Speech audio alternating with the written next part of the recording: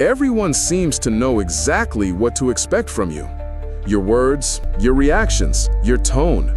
It's as if the world already has your script before you even speak.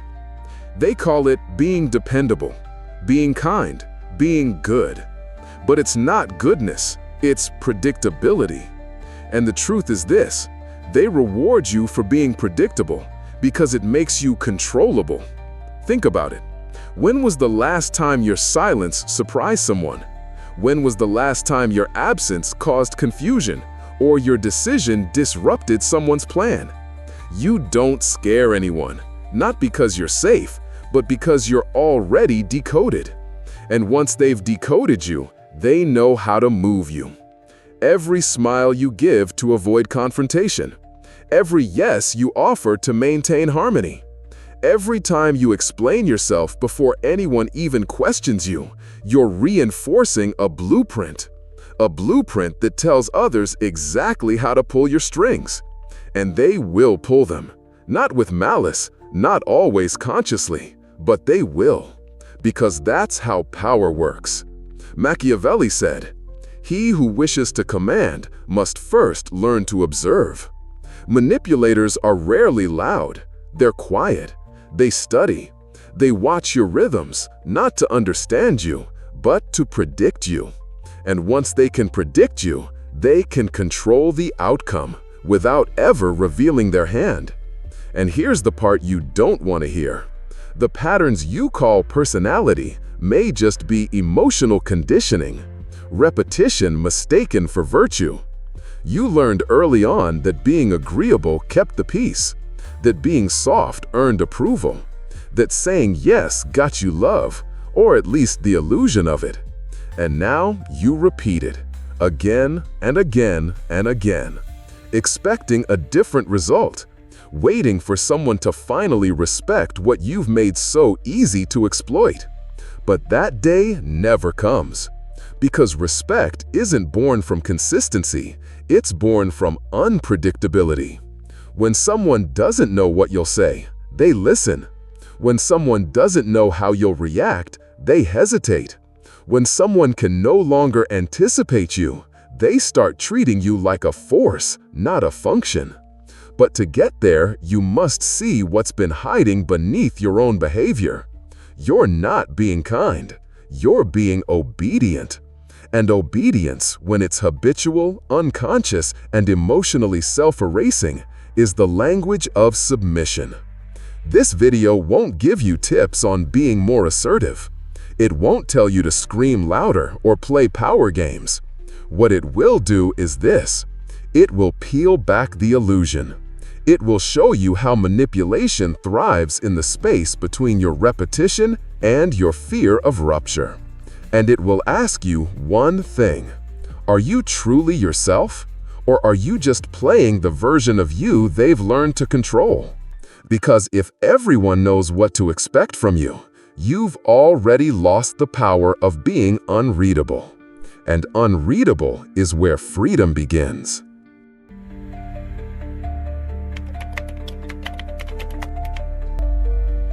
You've spent your life making things easier for others. You explain yourself before you're asked. You soften the truth so it doesn't sting. You apologize, not because you did something wrong, but because someone might feel uncomfortable. You believe you're doing the right thing, that being clear, kind, emotionally accessible is the path to being respected. But here's the paradox: the more understandable you are, the less others listen. Because when someone can read you like a book, they stop wondering what's on the next page. You become a role, a utility, a reflection of what others expect you to be, not who you are. And they will praise you for it. They will call you mature, self-aware, compassionate. But in reality, what they're saying is, you're easy to manage. You think you're being loved for your heart, but often you're being used for your emotional clarity. Used by people who don't want to earn your truth. They just want to skip to the part where you make things easy. And you let them. Because somewhere deep inside, you were taught that if you're misunderstood, you'll be abandoned. So you overcorrect. You say too much. You give more access than is safe just to feel seen. But what they see isn't you. It's your performance. And the performance began long ago, probably in childhood, when you realized that being good meant being predictable, that love came with conditions, that your emotions were too much, your anger too loud, your sadness too inconvenient. So you shrank. You became readable, a version of yourself that wouldn't scare anyone. Carl Jung called this mask the persona, the social self we create to be accepted. But Jung also warned, the persona is a system of behavior that is only partially real. When you identify too strongly with it, you forget who you truly are. And that's the danger. When your personality becomes a series of well-practiced, well-received responses, you begin to vanish. You're not seen. You're scanned. People stop asking what you feel. They assume they already know. They assume you're fine. They assume you'll forgive. They assume you'll stay. And slowly, your boundaries dissolve. Because understandability has a hidden cost: self-erasure. You silence your needs. You dilute your opinions. You mold your energy around the moods of others, until one day you can't even feel your own. You've become fluent in their language, but you've forgotten your own. And the worst part? They didn't have to manipulate you. You did it yourself. Out of fear, out of habit, out of a desperate need to be safe. You made yourself soft, clear, accommodating, because you thought that would protect you from pain. But it didn't.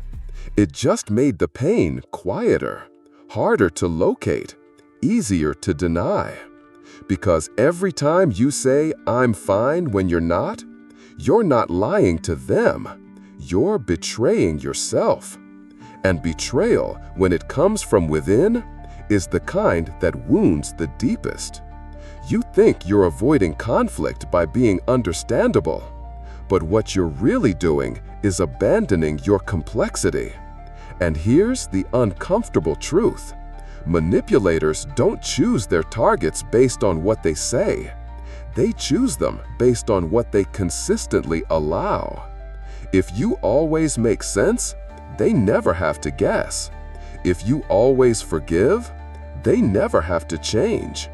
If you always explain, they never have to reflect.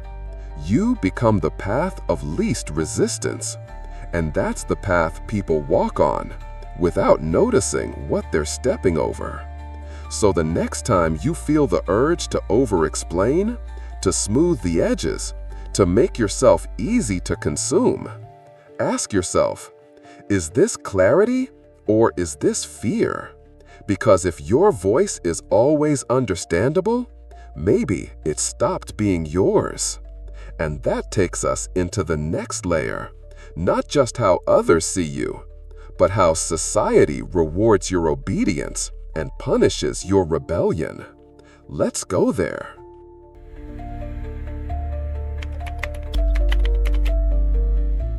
They said you were a good person. They praised you for how much you give, how patient you are, how forgiving, how understanding. But did you ever notice something strange? That behind all the praise, you were still the one being hurt, still the one being overlooked, still the one expected to absorb more than anyone else. Softness became your prison, a velvet cage that looked like love but functioned like obedience. Society doesn't reward strength, not the kind that sets boundaries, not the kind that walks away, not the kind that says no without an apology. Society rewards compliance dressed as virtue. It tells you to be soft, to be kind, to be emotionally available, flexible, adjustable, but only when it serves the system, only when it keeps the peace, even if it destroys your inner world. And you believed it. You believed that if you were soft enough, if you gave enough, you'd finally be seen as worthy. But here's what no one told you. Softness without protection becomes a tool for exploitation. You become the emotional safe space for people who never return the favor. You become the one who always gives second chances, even when the first one nearly broke you. You become the predictable constant in a world of people who treat you like a backup plan. And the tragedy is, you were never taught the difference between love and usefulness. So when people praised you for how much you do, you confused that with how much you matter. You learned to associate self-worth with self-erasure. And over time, that became your normal. Nietzsche called this the morality of the herd, a moral code designed to keep you small, to reward obedience, to glorify suffering in silence, to punish those who rebel, resist, or refuse to be pleasant. The herd wants you agreeable, because an agreeable person never threatens the status quo. You were praised not because you were whole, but because you were harmless. And that's where the betrayal lives. In every compliment you received for being the one who stays calm while being disrespected, in every nod of approval you got for staying in places where your voice was never truly welcome, in every "you're such a good person" you accepted, when what they really meant was, "you're easy to ignore." Machiavelli understood this dynamic centuries ago. To him, predictability was a tactical weakness. If your actions can be anticipated, your will can be bent. If your boundaries are soft, your silence can be weaponized. And if your kindness is compulsive, your decisions will never be trusted, only used. He warned, "It is better to be feared than loved if you cannot be both." Not because fear is power, but because love, when based on performance, becomes a leash, and you're the one tightening it around your own neck. So now ask yourself, why do you keep smiling when you want to scream? Why do you keep saying it's fine when it's breaking you inside? Why do you keep being the bigger person when being that person always leaves you smaller afterward? Because deep down, you've been taught that discomfort is dangerous, that if you cause tension, you'll be left behind, that if you assert yourself, you'll lose everything. But here's the truth. If being yourself costs you connection, then you were never truly connected to begin with. The praise they gave you wasn't for who you are, it was for how well you've played your part. And that part? It's killing your ability to be whole. Because no one fears the one who always smiles. No one respects the one who never withdraws. No one honors what they never have to work to understand. And if that doesn't change, neither will your relationships. So now the question becomes, are you ready to stop being accessible and start being sovereign? Because until you break the performance, you'll keep being rewarded for the version of you that feels safest to them, but most dangerous to you. In the next chapter, we explore where this script was written and why you keep playing it long after the applause has stopped.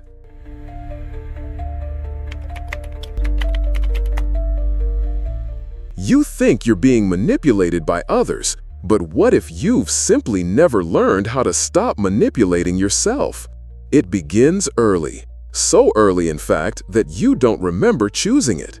You learned that love had conditions, that being accepted meant adjusting, that if you were too loud, too sad, too needy, you'd be punished. Not always with violence, sometimes with silence, with withdrawal, with looks of disappointment that said, "Don't be that." And so, to survive, you split yourself. You gave the world your safe version, the polite, pleasant, functional self, and buried everything else: the anger, The fear, the wildness, the hunger for truth. Gone, hidden, but never gone for real. You see, self-abandonment isn't a choice. It's an inheritance, a survival instinct dressed up as a personality. You told yourself, if I keep everyone happy, I won't be left behind. If I never say no, they won't stop loving me. If I'm good, I'll be safe. But safety built on self-erasure isn't safety at all. It's just a slow death. And this is where the trap deepens. As you grow older, you recreate those early dynamics unconsciously. You're drawn to the same types of people, the same manipulative behaviors, the same emotional games. Not because you enjoy them, but because they're familiar. You mistake familiarity for love. You confuse emotional chaos for intimacy. You walk into the same fire and call it home. Schopenhauer wrote, "The desire to be loved makes us slaves to those who pretend to offer it." And that's the truth that hurts the most. You're not stuck because someone is holding you. You're stuck because part of you still believes this is what love is supposed to feel like. Painful, one-sided, conditional. It's the only version you've known. So when someone shows you softness without a price, you flinch. When someone respects your silence, you panic. When someone doesn't try to control you, you question their motives. Because the script you carry says, love equals performance, peace equals submission, presence equals usefulness. You have built a castle out of guilt and called it identity. And every brick was laid with invisible beliefs like, I'm too much. If I say no, I'll be punished. My needs are a burden.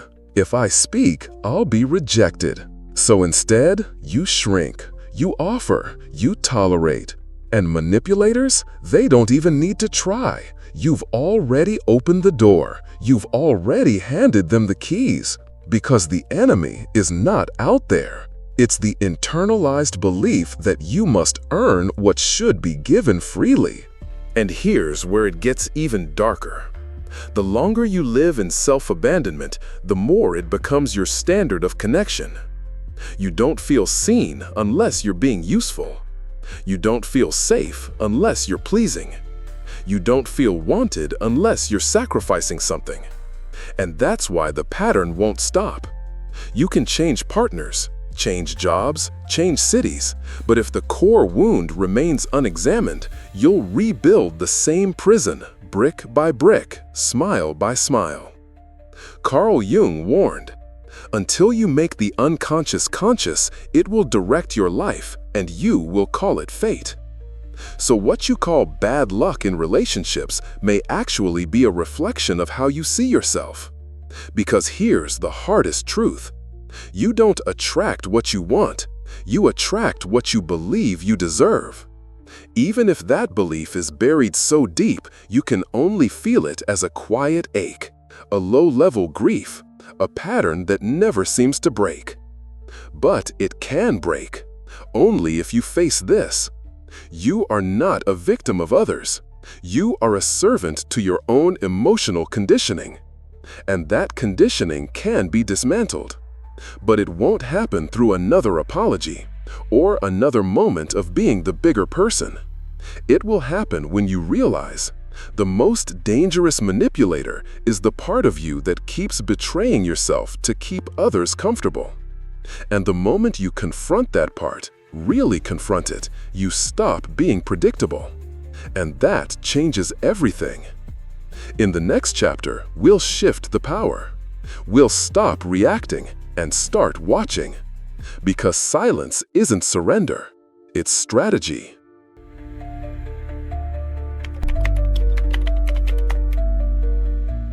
Power doesn't always speak. Sometimes it simply watches. There's a silence that isn't submission, a quiet that doesn't mean fear, a stillness that isn't weakness but calculated withdrawal. This is the kind of silence that unsettles manipulators. Because manipulation feeds on noise. It thrives in your reactions. It grows stronger every time you explain, defend, or overcompensate. But when you stop reacting, when you sit back and observe, you change the entire dynamic.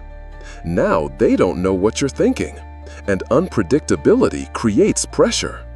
It makes them nervous because your silence isn't empty, it's charged. And that silence, if held long enough, becomes a mirror. You start to see patterns. You start to hear the strategies behind their words. You start to notice how often you've been coaxed into a role, one that's predictable, comfortable, usable. But the moment you retreat inward, you stop being a character in their script and become an audience to their performance. Nietzsche wrote, "The strong don't react, they observe." And that is the beginning of power. Because when you react, you reveal. Your emotions, your patterns, your wounds, all laid bare. But when you become quiet, intentional, unreadable, you deny them access. They can no longer predict you, and what can't be predicted can't be controlled. Manipulators hate silence. They need feedback loops. They rely on your engagement, even if it's anger, even if it's tears, anything to keep you in the script. But silence breaks the rhythm. It forces them to deal with their own discomfort, something they've spent a lifetime avoiding. And that's the secret. Silence isn't passive, it's disruptive. It says, "I see you, but I won't play your game." It says, "You're not worth the energy of my explanation." It says, "I've stopped needing to be understood because I finally understand myself." This is where real strength lives, not in louder voices, not in sharper arguments, but in the refusal to respond at all. Because the moment you choose not to dance, the performance collapses. People begin to question themselves. They feel exposed. They over-explain. They overreach. And all you did was observe. You don't need revenge. You don't need validation. You need presence and discipline.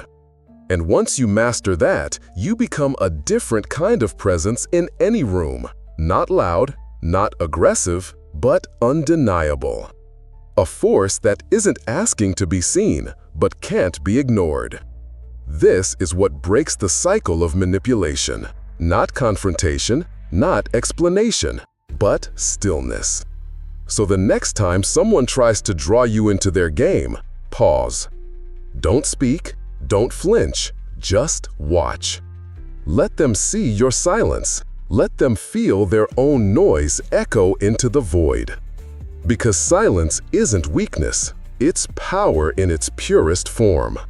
And now that you've felt it, you'll never see manipulation the same way again. In the next chapter, we go further, because silence is only the beginning. Now it's time to cut the strings.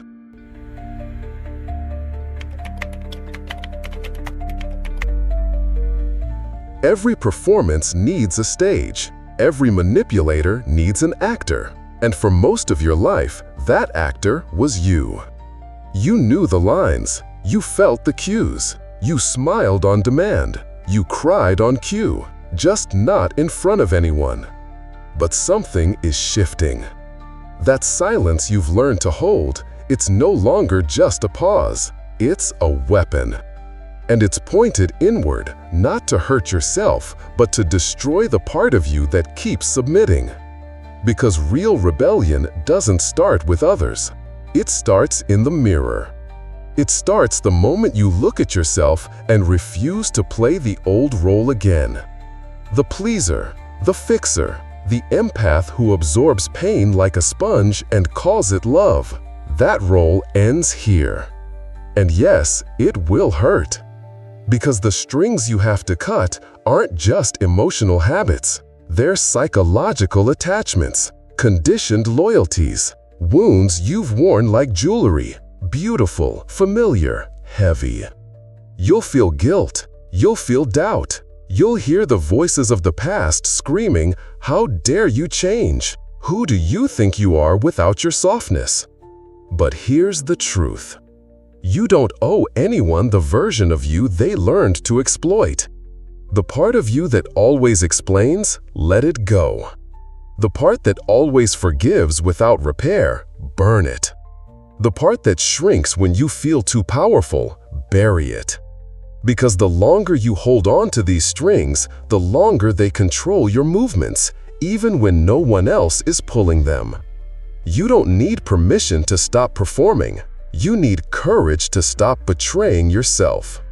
Machiavelli said, "Unpredictability is the terror of every strategist." And that's exactly what you become when you cut the strings. A wild variable, a presence that can't be coerced, a mind that no longer conforms. It's not about being cruel, it's about sovereignty. The manipulator fears what they can't read, what they can't access, what doesn't need them. When you stop reacting, when you stop explaining, when you stop being available to emotional puppeteers, they panic. Not because you're gone, but because their influence is. And here's where your absence becomes strategic. Not passive, not cold, but intentional. A message without words. I no longer need to be chosen by people who only loved me when I was predictable. This is how the cycle breaks. Not with rage, but with refusal. Not with screams, but with severance. You choose yourself. You choose your silence. You choose your edges, even if they make others uncomfortable. Because freedom has a cost, and that cost is no longer being palatable to those who preferred you tied up and smiling. So ask yourself, what's more frightening? Losing their approval, or never discovering who you really are without their control? Because on the other side of that rupture is something sacred. You, unchained, unrepeatable, unreadable. And that version of you, they won't know how to use it, which means for the first time, you are finally free. Let's go deeper, because once the strings are cut, you don't just stop performing, you disappear. And in that disappearance, you become power itself.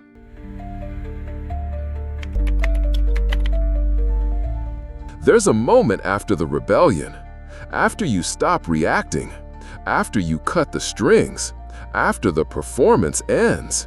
And in that moment, you disappear.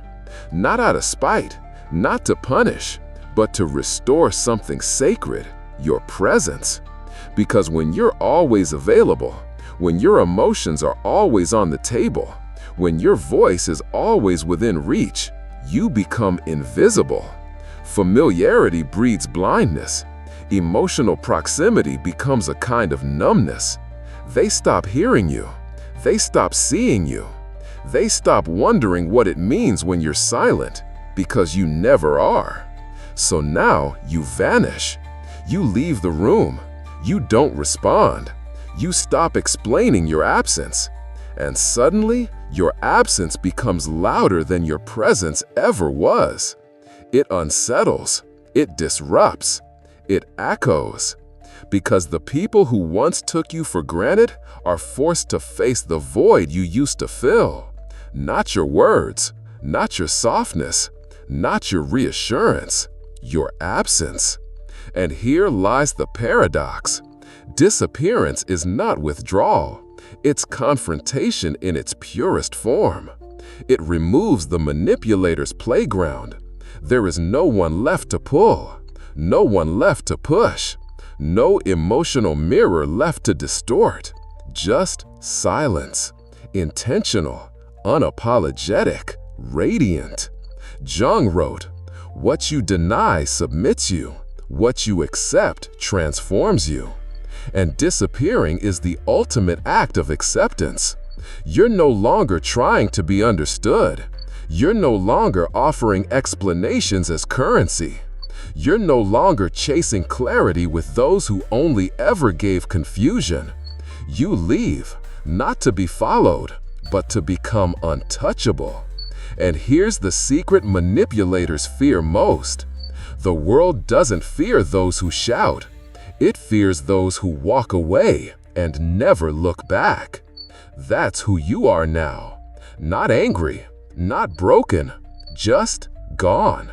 And in that disappearance, you leave behind a force far more powerful than your presence ever was. Mystery. Not the kind that begs to be solved, but the kind that declares, I am no longer yours to decode. And that leads us to the final transformation. Not just being unreadable, not just being gone, but becoming something else entirely. An enigma.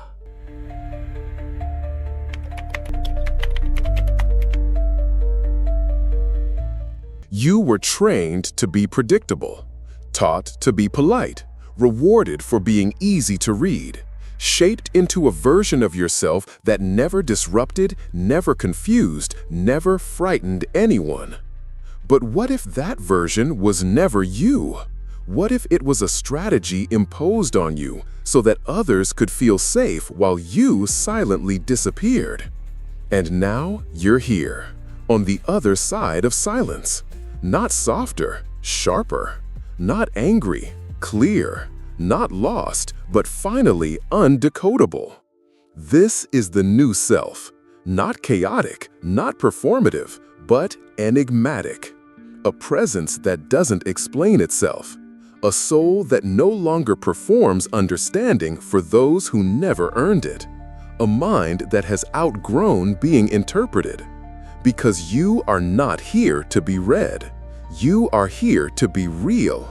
And reality, when unfiltered, is rarely predictable. Now you move in silence. You speak with less. You watch more. And what you offer, your attention, your words, your time, is no longer freely accessible. It must be earned. Not out of ego, but out of self-respect. They won't understand you anymore, and that's the point. Because what is truly sovereign cannot be tamed, translated, or expected. You're no longer the mirror. You're no longer the echo. You're no longer the one holding the strings that keep the performance alive. You've burned the script. You've vanished from the role, and what remains is you, raw, wild, whole. So let me ask you one last time. If no one ever again knew what to expect from you, who would you become? Don't answer. Let them wonder. That's the new strategy. Be an enigma.